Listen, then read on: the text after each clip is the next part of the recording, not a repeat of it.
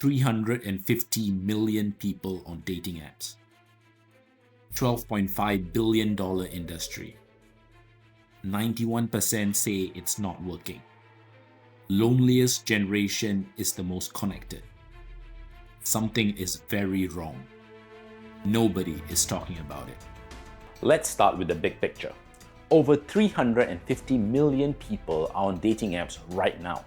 And research shows that people who use dating apps report higher levels of depression, anxiety, and loneliness than people who don't.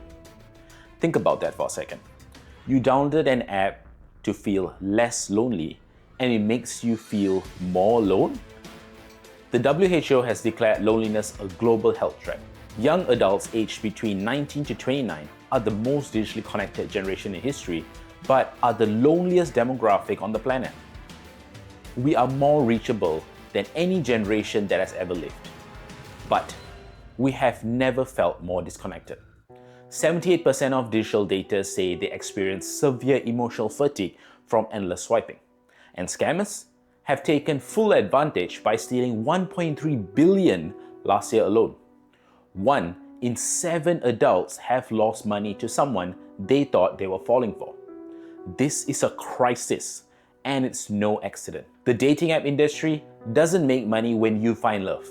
It makes money when you keep looking. Every feature is designed to keep you engaged, not to get you off the app. That's not a conspiracy. That's just the business model.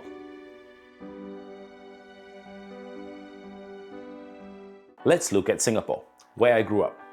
Singapore is one of the most educated, most connected, most digitally sophisticated cities in the world. And yet, 76% of Singapore residents have never used a dating app. Not because they don't want relationships, because the trust isn't there. And the consequences are devastating. Singapore recorded its lowest marriage rate since the pandemic in 2025, the third consecutive year of decline. The total fertility rate is sitting at 0.97, which is below replacement levels. The government has been trying to improve the situation with policy changes, campaigns promoting marriage and parenthood, and even running matchmaking programs because people can't find each other organically anymore. Nearly 60% of young Singaporeans aged between 21 to 34 describe themselves as lonely. If you're finding this helpful or you learned anything useful, please hit the like and subscribe button. It's a small thing for you, but it really helps the channel. Now, let's get back to it. I think about the people I grew up with when I read those numbers. Friends who are brilliant, warm, and ready for something real, but have no reliable way to find each other. And the system that's supposed to help them, well, it's making the crisis worse. That stays with me.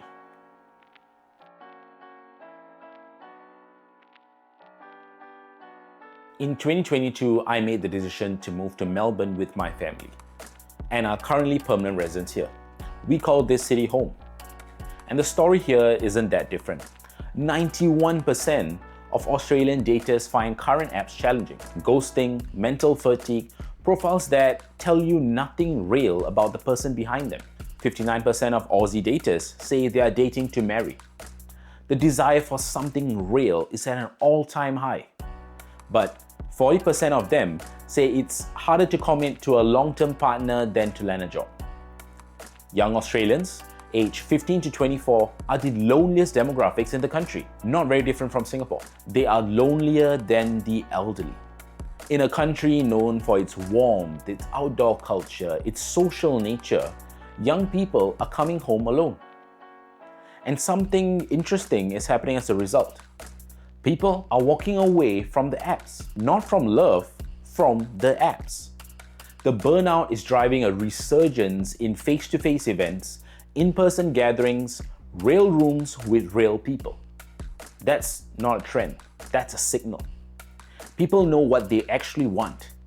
They've just run out of ways to find it. I've been sitting with this data for a long time. As someone who's lived in two of the cities this data is talking about, Singapore and Melbourne, I've seen this loneliness up close. I've felt the gap between how connected we are supposed to be and how disconnected people actually are. I'm a husband and a father, and my son is 4. And when I think about the world he's going to be growing up in and the disconnect that we are already living, it truly scares me. Because the trajectory is clear. Dating apps are getting bigger, loneliness is getting worse.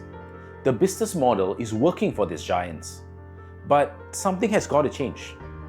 Someone has to build something different to force a change.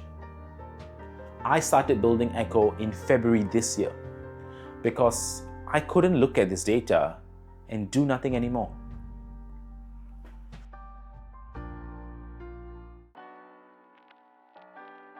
Echo is launching in Melbourne, the city my family now calls home. It's built on 4 things the data points directly toward and that my own experience confirmed. Full identity verification because you deserve to know the person you're meeting is exactly who they say they are. A residence score for every match, computed from who you actually are, not what you say about yourself.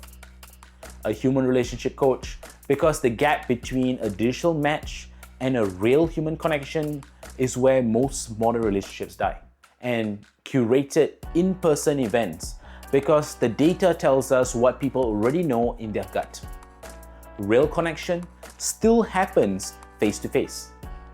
The industry is worth $12.5 billion. 91% of the people using it aren't getting what they came for. I think it's time to build something that actually works. If you want to be part of this movement, claim your spot. Link is in the description down below. See you in the next one.